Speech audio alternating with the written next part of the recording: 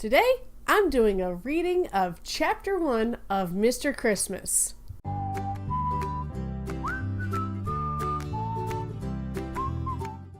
Hey, howdy, hey, Trainwreck. How are you today? I am the glorious Trainwreck Mom. This is your first time here. Welcome aboard, Trainwreck. Glad to have you here. Remember, this is a safe space for all Trainwrecks, except here, we don't give you a puppy and a latte. We give you sarcasm and humor. We're down to 3 weeks now, and I figured I would give you guys a treat and read the first chapter of Mr. Christmas. So you guys know when it comes out. Do you want to buy it? Do you not? It's up to you. It's whatever. I can't tell you how to live your lives.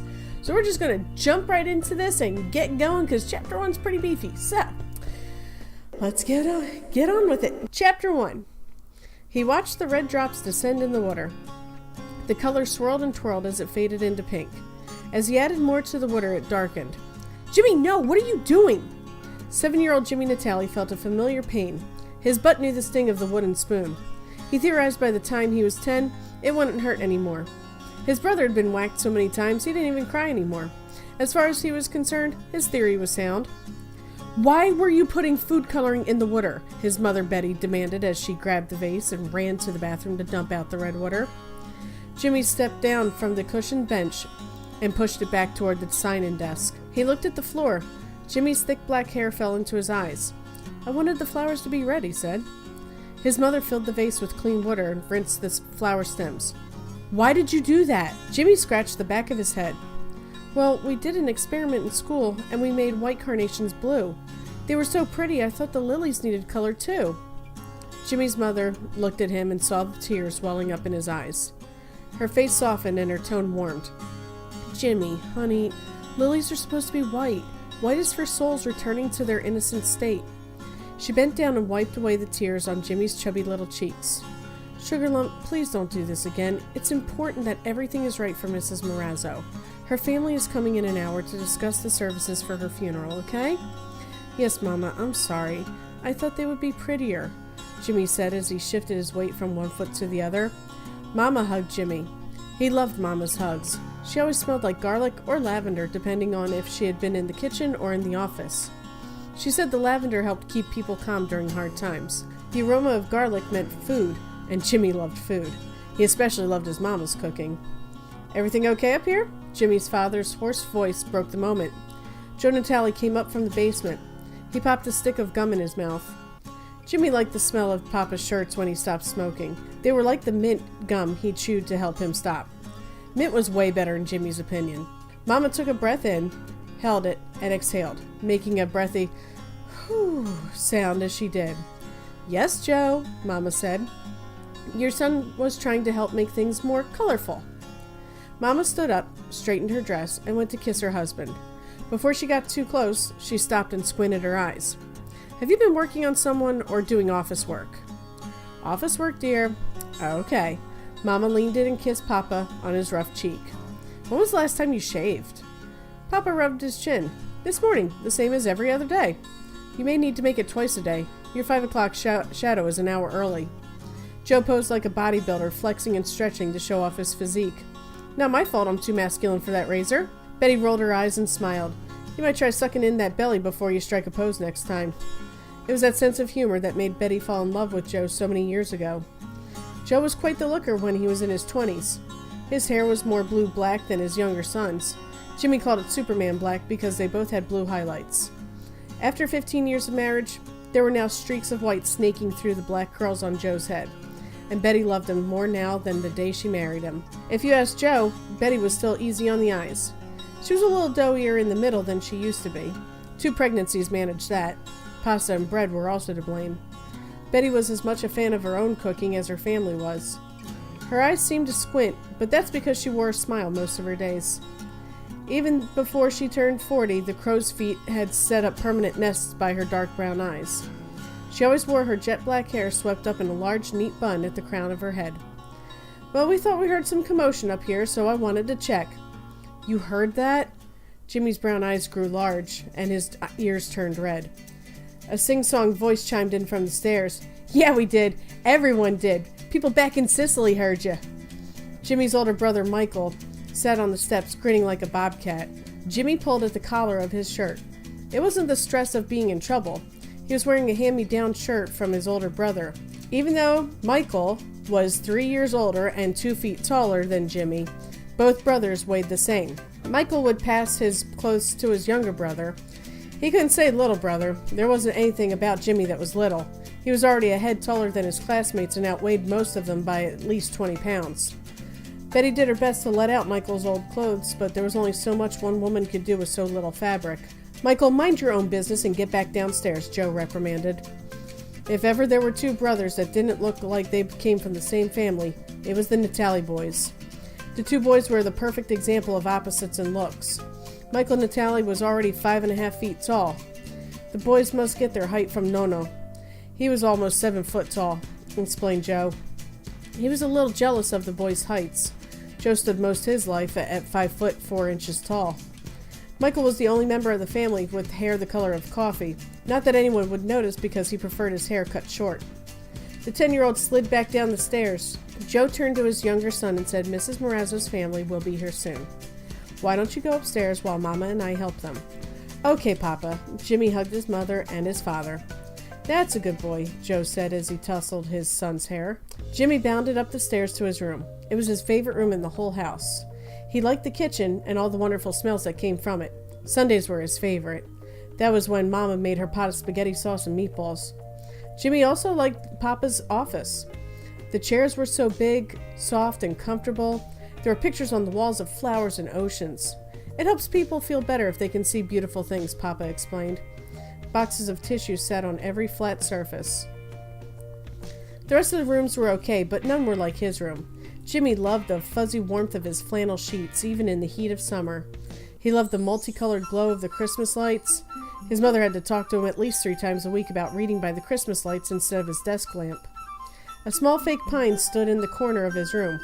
Jimmy would spray pine-scented air freshener around his room every night. He loved looking at the holiday cards on his walls. Jimmy had been collecting them since he was 2 years old. Betty and Joe knew there was something different about their second-born child. While 5-year-old Michael was busy shaking boxes and trying to peel the tape without tearing the paper, Jimmy grabbed the cards off the packages. Betty followed him to his room. That's when everyone noticed Jimmy's collection. Jimmy had over 50 holiday cards tucked under his pillow. All the kids loved Christmas and Santa, but Jimmy's love and devotion was different. Jimmy was the only toddler not crying in line to see the mall Santa. Betty had to hold him in her arms, or he would have run straight to his idol. This was his first visit with Santa, and he wanted to impress him. He wore his little Santa suit, complete with black shiny boots. When Jimmy's mother put him on the Santa's lap, Jimmy grinned from ear to ear. He watched the Santa without blinking. "And what do you want for Christmas, little boy?" Jimmy stood up on Santa's lap and leaned in to whisper in his ear, "Be Santa." The mall Santa wrinkled his brow and looked at Betty. "Did he say be Santa?" Betty nodded. "Yes, he did. He loves everything about you." It was true. In Jimmy's preschool class, all the other kids wanted to be mommies, firemen, police officers, or pet doctors. Jimmy stood in front of his class and said loud and clear he wanted to be Santa. For show and tell in his first grade class, Jimmy brought his Santa doll and told everyone how his mother made it for him. It wasn't just about getting presents or Santa Claus. Everything about Christmas fascinated him, especially the colors. Everything in his daily life was black, white, and gray, except during Christmas. Then Mama would pull out the green tree, the red velvet tree skirt, and the gold and silver trimmings. Everything was brighter and happier, and Jimmy loved every minute of it. Jimmy hated seeing the crying people all the time. Widows who had lost their husbands, brothers planning for sisters who died of cancer. He remembered how his father offered to do the service for a kid in Jimmy's class. It was weird for Jimmy when he saw the small casket. He had only ever seen the big ones. That was the first time he realized kids can die too. He hated everything about that day. Christmas was the one time Jimmy got a respite from the harsh realities of life. He relished the thought of 2 weeks without getting beaten up. Jimmy could sleep without fear of what the next day held for him. He didn't have to worry about going to the bathroom or walking down the hall. It was glorious, and he wished it lasted longer. He loved all things that Christmas offered. The happy music that was so much different from the sad hymns Mama played at the funerals. The love that even his brother showed him. The family time of seeing his aunts and uncles and cousins. And the food. Oh boy, did Jimmy love the food. Every year they would go to Nona's house for Christmas. For as much as Jimmy loved his mama's kitchen, he loved his Nona's house that much more. There were no white lilies here. Instead, Nona set out the red poinsettias. Jimmy relished the day when he didn't have to wear his black suit and starched white shirt. No tie with its knot choking him and digging into his neck. Instead, he got to wear his red sweater and blue jeans. Nona's house was bright and loud and warm. It was amazing, and Jimmy could always count on his favorite aunt to deliver his favorite present of the year. Every year, Aunt Diane would give Jimmy and Michael matching Christmas pajamas. Jimmy would wear those pajamas until they were too small. Then he would inherit Michael's. Jimmy sat in his room, basking in the glow of the Christmas lights strung on the walls. He hugged his stuffed Santa Mama made for him as he lay comfy cozy in his jammies. The voices and footsteps below faded as they walked to the office to discuss the formalities and prices. Jimmy drifted off to sleep. Psst! Jimmy! Hey, Jimmy! Wake up! His brother whispered. Mikey, I'm sleeping. Go to bed. Jimmy rolled over to face the wall. Okay, I guess I'll have to take this meatball back to the kitchen. Jimmy shot up out of bed, snatched the meatball from his brother's hands, and devoured it in 3 bites. Any more? Jimmy asked as he wiped his mouth on his sleeve. Yep. In the fridge, Mikey said, dragging out each word in a deep voice. Jimmy swallowed hard. His mouth ran dry. Maybe Mama used a good deal of breadcrumbs. Maybe it was the thought of being out of his room at night. Is there anyone in the basement? Jimmy whispered. No, the basement's all clear, Mikey assured his younger brother. Jimmy sighed. His stomach rumbled. That one meatball was enough to get his stomach going. He hated falling asleep through dinner. His knees felt weak, and he started to sweat, but hunger was a great motivator for Jimmy, so out the door he went. First he stuck his head out of his bedroom door and listened. The only sounds were Papa's snoring and the occasional car driving by. Jimmy tiptoed down the hall. He counted the 3rd board from the right. That was the one that creaked loud enough to wake the dead. That's the board that got him caught waiting up for Santa last year.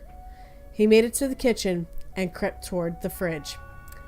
I said nothing about the parlor, though, Mikey whispered in Jimmy's ear. Jimmy's heart pounded hard in his chest. What do you mean? Mr. Rossetti is laid out waiting for services first thing in the morning, Mikey informed Jimmy.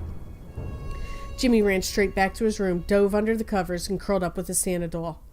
The last thing he heard before he fell back asleep was his brother's muffled giggle as he walked back to his bedroom. Hey, fat boy, what you got for lunch? The voice cut across the din of the lunchroom. Jimmy's stomach lurched when he heard Dante's rough voice calling across the lunchroom. He tried to find a spot to sit, but there wasn't any room or a spot close enough for him to escape. I'm talking to you, fat boy, Dante said as he pushed Jimmy to the ground. All the food on Jimmy's tray went flying in the air. The taco meat landed on the floor. The refried beans landed on Jimmy's head. Salsa covered his white school shirt. Jimmy looked up and saw his classmate Rosemary looking at him. She picked up her taco tray and moved to another table. Jimmy knew how comical it was to everyone else that Dante beat him up. Top of Dante's head only came up to Jimmy's chin. Jimmy outweighed him by 30 pounds. It wouldn't have taken anything for Jimmy to give one good punch and solve the problem once and for all. But Jimmy hated confrontation. He tried anything to avoid it at all costs. Dante knew that and used it to his advantage. It made him feel good he could dominate someone so much bigger than himself. Dante played big and tough at school, but Dante had a few secrets. At home, he was not the king of the court. Dante's father was domineering and abusive. The other secret was the reason Dante had just started at St. Richard's School. Dante transferred from St. Joseph's School, where he was known as Fat Boy. Dante's father made him run laps around the block all summer. He was also put on a strict diet. Dante's father weighed and measured everything he ate. There was no chance Dante's father would have a fat son ever again. Leave me alone, Dante, Jimmy said. He tried to push himself up, but his hand slipped in what used to be taco meat. I don't think he wants to share with you, Danny. One of Dante's cohorts, Tracy, snatched Jimmy's backpack off the ground and emptied it out.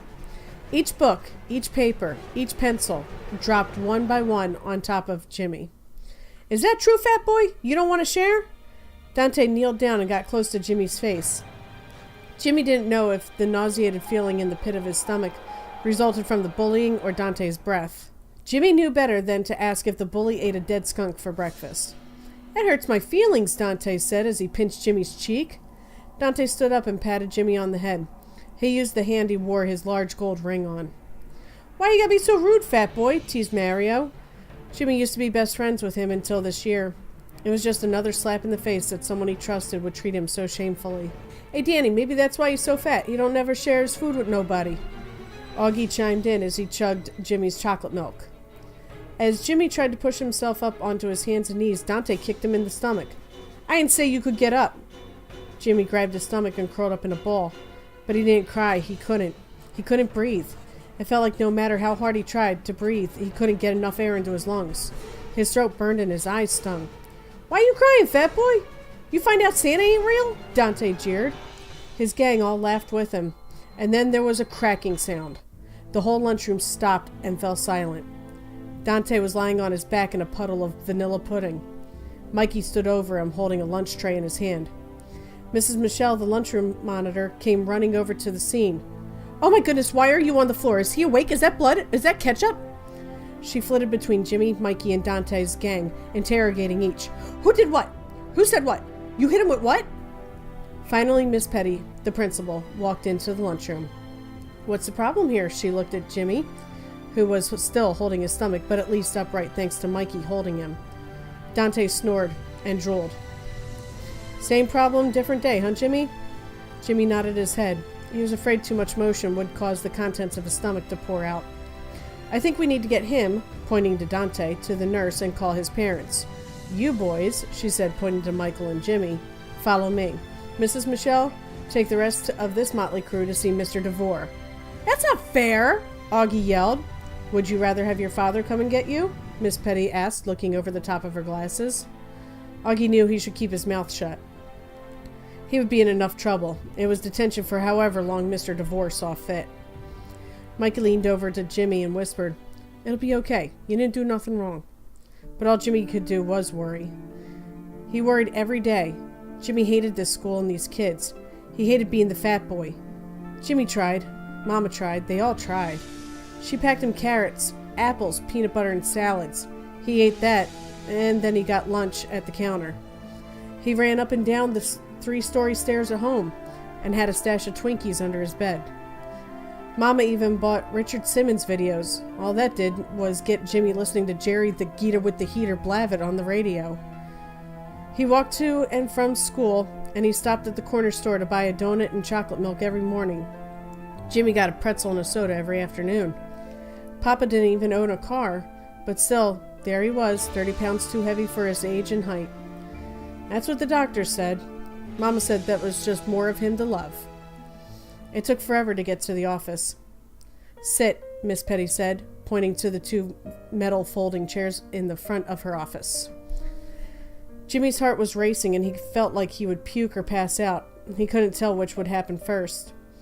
He looked over at Mikey, who looked like he won tickets to the ball game. The boys took their seats and waited.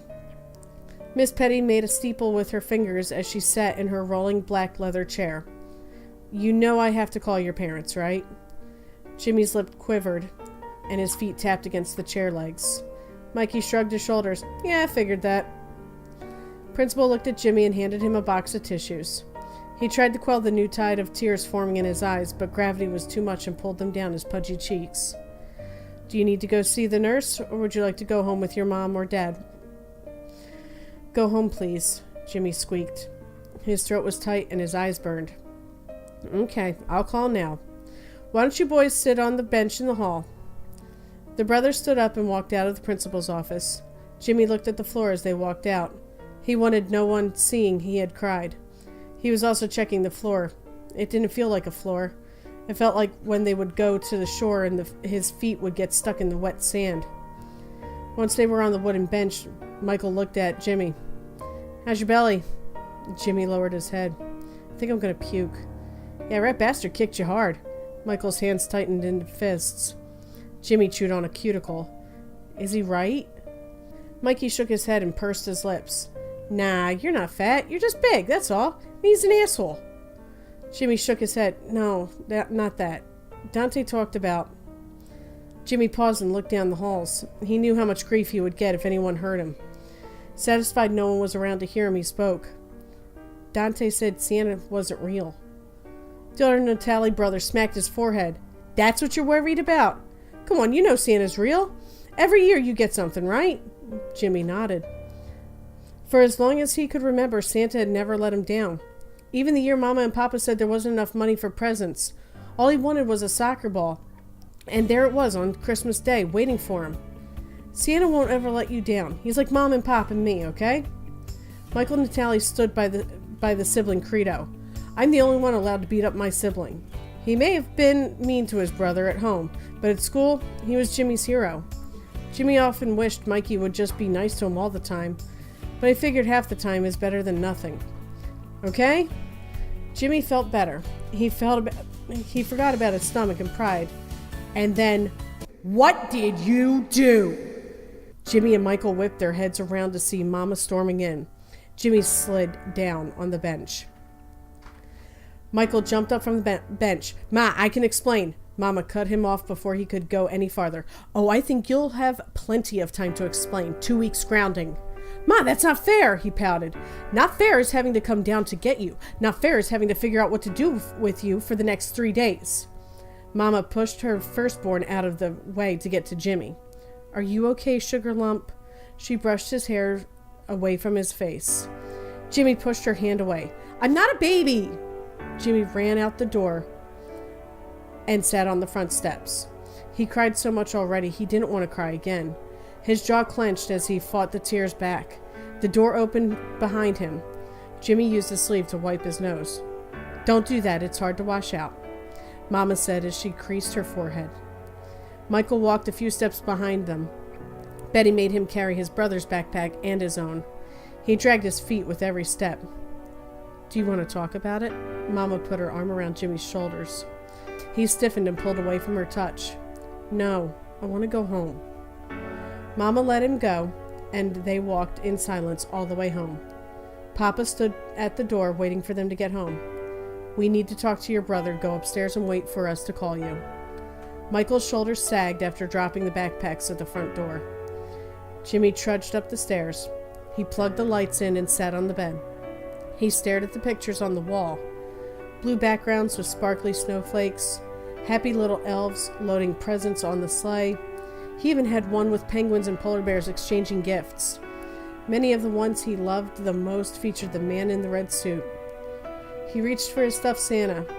You're fat and happy, and people love you. Why can't I be that? Why can't I be you? He looked into the doll's eyes. Are you real? Silence. Tears flowed. Jimmy sniffled and buried his face into the doll. Please tell me you're real. I need you to be real. That's all I've got for today, Trainwreck. Like I said, if this is your first time here, welcome aboard. Glad to have you here. Don't forget to hit that subscribe button. And don't forget to hit that bell, because I really want you to ring my bell. Ring my bell. So you can see all the Trainwreck goodness on a regular basis. My books, Platitudes of Gratitude, and All Your Fault are still available on Amazon in ebook and paperback right now. Mr. Christmas, which you just got to hear the first chapter of, will be available on May 1st, and you'll get to hear chapter 2 next week. So stay tuned for that. You can check out all the Trainwreck merch on cafepress.com/TheGloriousTrainwreckMom, and you can catch me on social media. I'm Glorious Trainwreck Mom on Facebook and Instagram. I'm Witchy1014 with 2 E's on Twitter, and you can catch my blog at theglorioustrainwreckmom.wordpress.com. That's all I got for today, Trainwreck, so all aboard!